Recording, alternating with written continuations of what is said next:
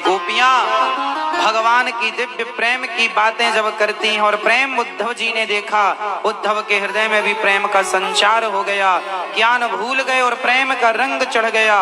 उद्धव जी चले गए, भगवान से कहा आपकी प्रेमी गोपियां ब्रज में आपको याद कर रही हैं, चलिए। भगवान ने कहा मैं एक पल के लिए अपनी गोपियों से दूर नहीं हूं। तो वो रो क्यों रही हैं? बोले आपके अभिमान को दूर करने के लिए वो लीला की गोपियों ने, गोपियों से कृष्ण का पल भर का भी कोई वियोग नहीं था। प्रेम की प्रतिमूर्ति बनकर गोपियों ने उपदेश दिया कि भगवान को जब भी जिसे पाने का मन हो तो भगवान के लिए गोपियों की तरह रोना सीखिए। सोचो कि बिना रोए छोटे छोटे बच्चों को माँ खिलौना नहीं दिलाती, तो बिना रोए भला तुम्हें भगवान कैसे मिलेंगे? इसलिए कन्हैया को एक रोज रो कर पुकारा। बताओ भगवान को कैसे पाया जा सकता है? बोलो, रो कर। इसलिए भगवान के लिए रोया करो। आप लोग भगवान को क्या चढ़ाते हैं? नारियल, सोना, चांदी ना चढ़ाओ, ये सब प्रेम के 2 आंसू चढ़ाओ। भगवान के लिए कितने लोग रो सकते हैं जरा मुझे बताएं?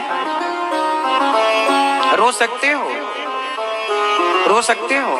कभी रोए हो भगवान के लिए कि हे प्रभु कब मिलोगे, कब आपका दर्शन होगा? क्या इस भाव से कभी रोए हो? नहीं? अब रोइए। पत्नी के लिए, परिवार के लिए, पैसे के लिए तो आप रोज रोते हैं। कभी भगवान के लिए रो के हे नाथ क्या आपका दर्शन किए बिना मैं मर जाऊंगा? क्या आपको बिना देखे मर जाऊंगा? कभी बिहारी जी के लिए रोया करो, कभी भगवान की याद में रोया करो कि हे प्रभु कब दर्शन दोगे।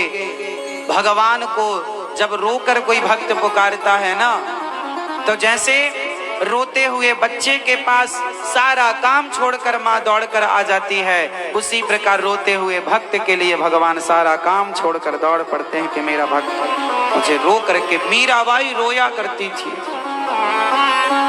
इतिहास में एक भी भक्त ऐसा नहीं है जिसने भगवान के लिए आंसू ना बहाए हो। अच्छा, भगवान के लिए रोना सरल है कि कठिन है? अच्छा, संसार के लिए रोना सरल है या भगवान के लिए रोना सरल है? बोलो। बेटा बेटी, पति पत्नी, माँ बाप के लिए रोना बहुत सरल है, पैसे के लिए रोना बहुत आसान है, भगवान के लिए रोना बहुत कठिन है। इसलिए कठिन काम है वो करो। भगवान जब मिलेंगे, लाइन है आज आखिरी कथा है तो आपको सूत्र दे रहा हूं। भगवान को पाने के लिए रोना पड़ेगा, इसलिए कभी अकेले बैठा करो और भगवान का ध्यान लगाया करो, नेत्र बंद किया करो और भगवान के ध्यान में डूबकर भगवान के लिए रोया करो। प्रेम पूर्वक ध्यान करो भगवान का। भगवान का ध्यान कैसे किया जाता है मैं आपको ध्यान की विधि बता रहा हूं। बैठ जाओ रीढ़ की हड्डी सीधी करके, सुखासन में बैठो आनंद से। और जो लोग यहाँ बैठे हैं वो सारे लोग अब बिहारी जी का दर्शन करने हम आपको ले चलेंगे। और जो टीवी पर, यूट्यूब पर देख रहे हैं, आप जहाँ बैठे हैं वहीं आप बिल्कुल सुख आसन में बैठ जाइए और जो मैं कहूँ आप देखिए। भले आप अपने घर में, अपने शहर में हैं, लेकिन आप अभी मेरे साथ वृंदावन आ जाएंगे। जरा मेरे संग ध्यान करो। ध्यान कैसे करना है और भगवान से क्या कह के रोना है, देखिए। ऐसे कहा करो। जब आप ऐसे कहेंगे ना रोज, तो अपने आप आपकी आंखों में आंसू आएंगे और आप भगवान की याद में रोना स्टार्ट करेंगे। जरा मेरे संग संग दोहराइएगा। जो मैं कहता जाऊं वो इमेजिन करते चलिएगा, कल्पना करते चलिएगा, भाव में डूबते चलिएगा। आओ हम सब लोग चलते हैं वृंदावन में बिहारी जी का पावन दर्शन करने के लिए। आप कहीं भी रहो अपने शरीर से, पर आप अपने मन से सदा वृंदावन की गलियों में डोला करो। चलो सब लोग चलिए यमुना जी। सबसे पहले हम, आप जहाँ हैं वहाँ से भाव बनाइए कि हम वृंदावन की ओर रवाना हो रहे हैं। चल रहे हैं किसी प्रकार के साधन से वृंदावन, और वृंदावन अब पहुंचकर हम यमुना जी जा रहे हैं। आप लोग अपने घर में एकांत में बैठकर रोज 5 मिनट के लिए ऐसा ध्यान किया करो। भाव बनाइए कि हम वृंदावन पहुंच गए हैं, अब भाव बनाइए कि हम यमुना जी का दर्शन कर रहे हैं। हे यमुना मैया हमारी भक्ति बढ़ाओ, हे प्रभु, हे माँ हमें भी भक्ति का दान दीजिए। अब यमुना मैया को प्रणाम करो सब लोग भाव से। ये भाव बनाओ कि हम यमुना के तट पर खड़े हैं। सब लोग यमुना मैया को प्रणाम करो। ये प्रणाम कर लिया, अब सब लोग यमुना जी में स्नान करो। सब लोग भाव बनाओ कि हम लोग यमुना जी में स्नान कर रहे हैं, डुबकी लगा रहे हैं। अब सब लोग यमुना जी से स्नान करके सूर्य भगवान को जल चढ़ा रहे हैं। भाव बनाइए कि आप जल लेकर के अंजलि में भर के और सूर्याय नमः, सूर्याय नमः कहकर आप सूर्य भगवान को नमस्कार करके अब आपने सुंदर से कपड़े पहन लिए, शुद्ध कपड़े, साफ कपड़े पहन लिए, कपड़े बदल लिए। भाव बनाइए अब हम बिहारी जी के दर्शन करने के लिए चल रहे हैं। हृदय में गोविंद की छवि मन में बिठाओ, बसाओ और चलो बिहारी जी के दर्शन के लिए। छोटी छोटी गलियों से गुजरते हुए हम बिहारी जी के मंदिर की ओर चल रहे हैं। मंदिर के पास पहुंचकर अब मंदिर के द्वार को देहरी को प्रणाम कर रहे हैं। जब भी मंदिर में प्रवेश करो तो पहले द्वार को प्रणाम जरूर करना चाहिए। द्वार पर भक्तों की बहुत सारी चरण धूलि गिरती है, उस चरण धूलि को उठाकर अपने माथे पे लगाओ। अब आप भाव बनाओ कि द्वार पर पड़ी, चौखट पर पड़ी उस चरण, भक्तों की चरण धूलि को उठाकर आप अपने माथे से लगा रहे हैं। सब लोग भाव बनाइए कि आप उस चरण रज को उठाकर माथे से लगा रहे हैं। अब आप अंदर प्रवेश करिए। देहरी पर पांव मत रखिए, देहरी पर कभी पांव नहीं रखना चाहिए।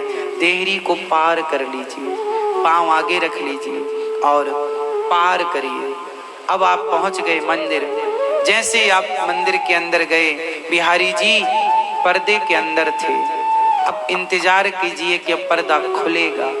अब पर्दा खुलने का भाव बनाइए कि हम मंदिर में खड़े हैं और बस पर्दा खुलने का इंतजार कर रहे हैं। आज कैसे दिखेंगे मेरे बिहारी जी, आज कैसा श्रृंगार होगा उनका, आज कैसी सी छवि होगी उनकी, कैसे बाल होंगे, कैसे वस्त्र होंगे, कैसे उनके चरण होंगे, कैसे उनकी मुकुट होगी, कैसे उनकी मुस्कान होगी, वो हमें देखेंगे या नहीं। इन सवालों के साथ बड़ी उत्कंठा के साथ आप उत्सुक हैं दर्शन के लिए।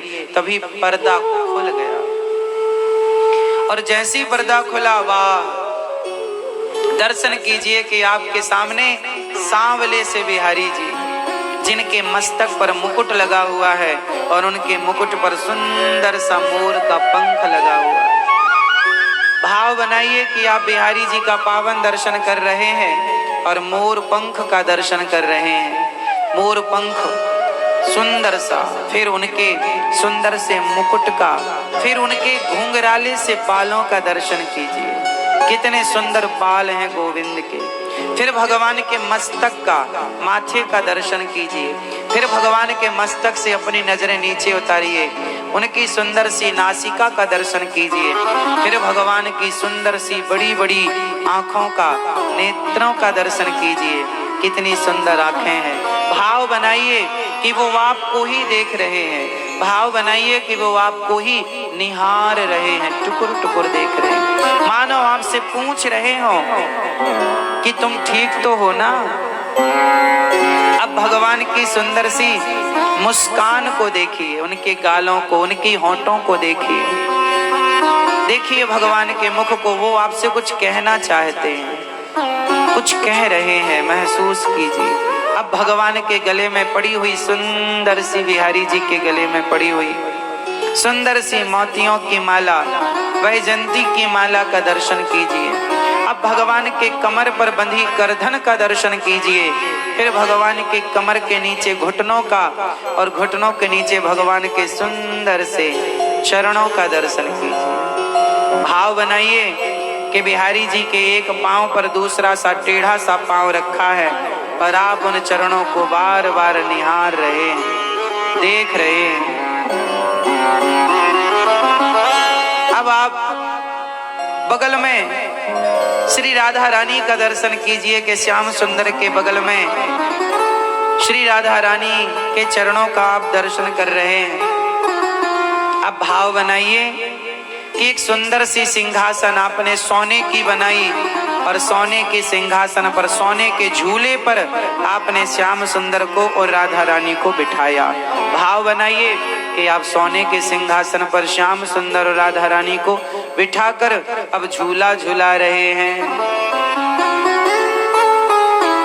अब आप एक सुंदर सी थाली उठाओ और भाव बनाइए कि आप श्याम सुंदर के चरणों को पखार रहे हैं। जैसे केवट ने राम के चरण धोए, प्रभु राम के चरण धोए, ऐसे आप भगवान श्री कृष्ण के चरण धो रहे हैं। भाव बनाइए कि आप भगवान के चरण पखार रहे हैं, श्री राधा रानी के चरण धो रहे हैं और चरणों को धोकर भाव बनाइए कि आप चरणों का जल पी रहे हैं, चरणामृत ले रहे हैं। अब आप भाव बनाइए कि आप भगवान को लड्डुओं का, सुंदर से लड्डू पेड़े का भोग लगा रहे हैं। अपने हाथों से बने पकवानों को आप भगवान के समक्ष रख रहे हैं, तुलसी का पत्र डालकर राधा रानी खा रही हैं, श्याम सुंदर खा रहे हैं। भाव बनाइए कि वो खा रहे हैं और श्याम सुंदर ने खाते हुए थोड़ा सा आपको भी खवाया। आप भी रस लीजिए, सुंदर सा प्रसाद लीजिए। अब आप भाव बनाइए कि आप भगवान से प्रार्थना कर रहे हैं। अब प्रार्थना कैसी करनी है? हाथ जोड़ के सब लोग प्रार्थना कीजिए कि मेरे सामने श्याम सुंदर बैठे हैं, श्री राधा रानी बैठी हैं प्रत्यक्ष रूप में और हम उनसे डायरेक्ट कह रहे हैं। आप कहो, बोलो, हे श्याम सुंदर, हे प्रभु, हमें स्वीकार कीजिए। इस संसार में आपके सिवा हमारा कोई नहीं है। हे श्याम सुंदर, हे करुणा निधान, आप तो करुणा के सागर हैं, आप तो दीन बंधु हैं, आप तो दीन दयाल हैं, दीनों पर दया करने वाले हैं। हे नाथ, क्या हम पर दया नहीं करेंगे? हे श्याम सुंदर, हम करोड़ों जन्मों के पापी हैं, माना कि हम अधम हैं, नीच हैं, दुष्ट हैं। हे श्याम सुंदर, हे बिहारी जी, हे राधा रानी, हम आपके हैं। हे माँ, हमें स्वीकार कीजिए। यदि आप ही हमें स्वीकार नहीं करेंगी राधा रानी, हे गोविंद, तो बताओ इस संसार में फिर आपके सिवा हमारा कौन है? कौन स्वीकार करेगा हमें? हे श्याम सुंदर, हे भक्त वत्सल, हे पतित पावन, आपका तो नाम ही पतित पावन है। पतितों को पावन करने में तो आपने महारथ हासिल कर रखी है। हे गोविंद, हम जैसे पतितों को कब पावन करेंगे? हम जैसे पापियों पर कब कृपा दृष्टि डालेंगे? हे बिहारी जी, हे राधा रमण जी, हे श्याम सुंदर, हे राघव, हे श्रीमन नारायण, इस संसार में आपके सिवा हमारा कोई नहीं। हे राधा रानी, आप ही हमारी माँ हैं। हे श्याम सुंदर, आप ही हमारे पिता हैं। हमें स्वीकार कीजिए प्रभु। माना कि हम अपराधी हैं, हम पापी हैं, पर जैसे हैं आपके हैं। हे प्रभु, हमें स्वीकार कीजिए। संसार में भटकते भटकते करोड़ों जन्म ले लिए हमने, आज तक आपका दर्शन नहीं हुआ।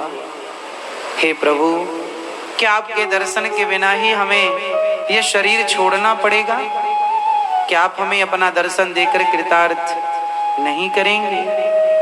हे नाथ, आपका एक नाम है अकारण करुणा वरुणालय, अर्थात आप अकारण कृपा करते हैं। जैसे आपने केवट पर अकारण करुणा कर दी, जैसे आपने केवट के घर में जाकर अचानक अकारण उसे दर्शन देकर कृतार्थ किया, जैसे आपने शबरी के घर जाकर अकारण उन्हें दर्शन दिया। हे प्रभु, हमने क्या बिगाड़ा, हमें कब दर्शन देंगे? हे नाथ, हम धन की चाहत नहीं रखते, ना हमें संसार का कोई सुख चाहिए, बस हे श्याम सुंदर, ये जो मन है सदा आपके चरणों में लगा रहे। एक पल के लिए भी, एक क्षण के लिए भी, एक सेकंड के लिए भी हे श्याम सुंदर मेरा मन आपके चरणों से ना हटे। ऐसी कृपा कीजिए कि मेरा मन सदा श्याम सुंदर के श्री राधा रानी के किशोरी जी के चरणों में ऐसा लगे कि फिर कभी ना हटे, कभी ना हटे। मैं संसार का कोई भी काम करूं, लेकिन हे प्रभु आप ऐसी कृपा कीजिए कि हर काम को करते हुए मेरा मन आपके चरणों में लगा रहे।